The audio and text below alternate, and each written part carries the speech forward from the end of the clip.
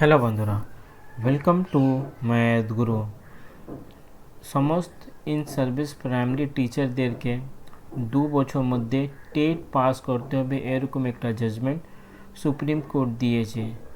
এই জাজমেন্টে যা দেওয়া মূল কারণটা এই 10 আগস্ট 2017 সালে গভর্নমেন্ট অফ ইন্ডিয়া একটা গ্যাজেটটা যখন পাবলিশ করেছিল, সেই গ্যাজেটে এই কথাটা উল্লেখ ছিল। আর এই গ্যাজেটটা দেখেই সুপ্রিম কোর্ট জাজমেন্টটা দিয়েছে। গ্যাজেটে আগে কি আছে সেটা আপনাদেরকে জানিয়ে দিচ্ছি। তারপরে যখন রিভিউ কেসটা ফাইল হবো, কত পার্সেন্টেজ চান্স আছে কি সুপ্রিম কোর্ট যা নিজে জাজমেন্টটা দিয়েছে সেইটা চেঞ্জ হবে কি হবে না, এর আগে কি কোনো দিন সুপ্রিম কোর্ট কোনো জাজমেন্ট দিয়েছে সেইটা পরে রিভিউ কেসের মাধ্যমে সেইটা চেঞ্জ হয়েছে কি হয় না সেইটাও জানাবে। তার সাথে সাথে গভর্নমেন্ট অফ ইন্ডিয়া আর পার্লামেন্ট হাতে এই ক্ষমতা আছে কি উনি সুপ্রিম কোর্টে কোনো জাজমেন্টটা চেঞ্জ করতে পারবে, সেইটা নিয়ে আপনাদের সাথে এই ভিডিওটা আলোচনা করব। প্রথম, এই গ্যাজেটটা আপনারা দেখতে পাচ্ছেন 10 আগস্ট 2017 সালে গভর্নমেন্ট অফ ইন্ডিয়া একটা পাবলিশ করেছিল। এখানে 2 নম্বর পয়েন্ট আর 3 নম্বর পয়েন্ট, তারই জন্য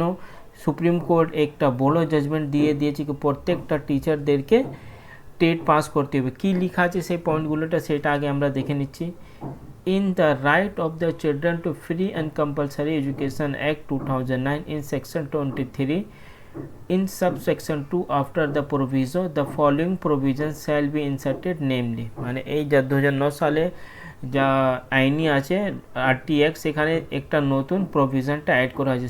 কী প্রভিশন আছে? Provided further that every teacher appointment or in position as on, এই কথাটা যা লিখে দিয়েছে every teacher appointed or in position as on 31st March 2015 who does not possess the minimum qualification as laid down under the subsection 1 shall acquire such minimum qualification within a period of 4 years from the date of commencement of the right of children to free and compulsory education amendment act 2017।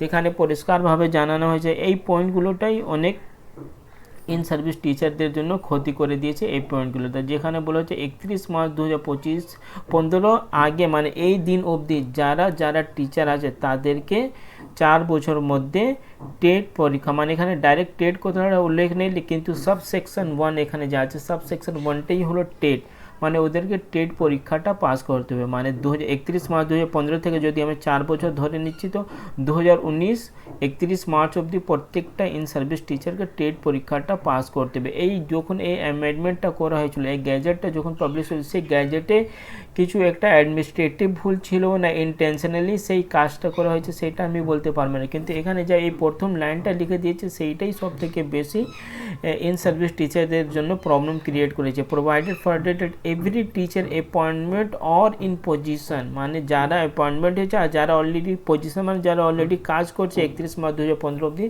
তাদেরকে TET পরীক্ষাটা pass করতে হবে। এই ওয়ার্ডগুলোটাই এখানে ভুল ছিল, তারপরেই supreme court এমনি একটা জাজমেন্ট দিয়েছে। এরপরে কি সুপ্রিম কোর্টে যদি রিভিউ মামলাটা ফাইল হলে কত পার্সেন্টেজ চান্স আছে কি সুপ্রিম কোর্ট নিজে জাজমেন্টটাকে চেঞ্জ করতে পারে? অনেক এমনি মামলা যেটা আমরা দেখেছি যেখানে সুপ্রিম কোর্ট কোনো একটা জাজমেন্ট দিয়েছে কিন্তু রিভিউ সময় সেইটাকে নিজের জাজমেন্টটাকে উনি চেঞ্জ করে দিয়েছে। খুব রিসেন্টলি সেই কেসটা আমি পুরোপুরি কভার করেছি।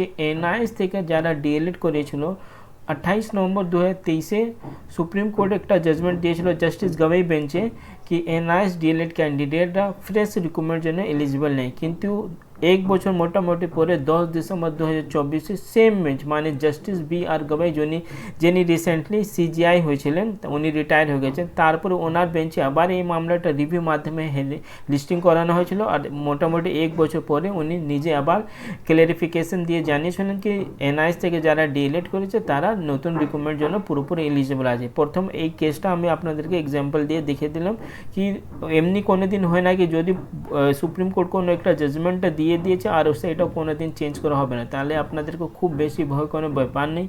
আমি কালকেই আপনাদেরকে একটা ভিডিও মাধ্যমে জানিয়েছিলাম কি রিভিউ কেসটা মেনলি মুকুল সিংভি স্যার উনি দেখবেন, মানে উনি একটা আমাদের দেশে সুপার সিনিয়র অ্যাডভোকেট আছেন, অনেক ভালো অ্যাডভোকেট। আশা করছি যখন মামলাটা রিভিউটা যখনই হেয়ারিং হবে সেইখানে কিছু না কিছু একটা ইন সার্ভিস টিচাররা রিলিফ পেয়ে যাবে। এটা হলো কোর্টে আইনি থেকে যদি প্রাইমারি টিচারদেরকে রিলিফ দেওয়া হয়। সেকেন্ড অপশনটা হলো পার্লামেন্ট আর গভর্নমেন্ট অফ ইন্ডিয়া কি এমনি কিছু করতে পারে কি সুপ্রিম কোর্টের অর্ডারটাকে চেঞ্জ করা যায়। তো আপনারাও গুগলে সার্চ করতে পারবেন 2021-22 সালে সুপ্রিম কোর্ট একটা জাজমেন্ট দিয়েছিল দিল্লি গভর্নমেন্টে আন্ডারে যত অফিসাররা আছে, মানে যত আপনাদের executive officer grade A officer আছে, তারা গভর্নর আন্ডারে কাজ করে।